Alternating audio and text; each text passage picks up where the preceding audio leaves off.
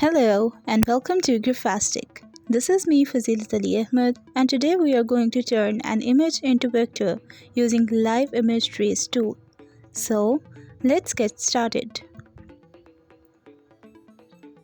Select the image and go to Windows tab and select Image Trace window. From here, check the preview to see how our output will look like. You can select the view outlines to see the outlines of artwork. I'm choosing tracing results. From the mode, we can also select grayscale or colored according to your need.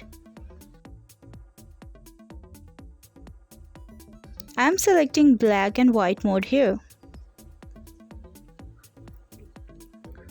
Threshold will define the amount of black in the image. On increasing the amount of threshold, intensity of black is increasing. Increasing the path and corner will define the paths of artwork.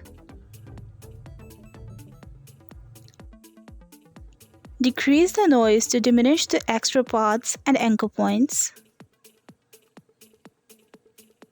Now go to the object, Image Trace, and expand it. Ungroup it and delete the background.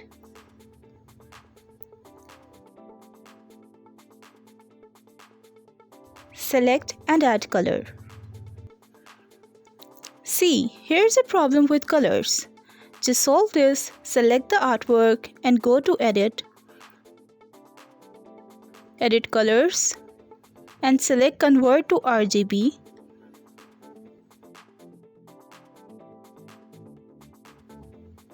Now add colors.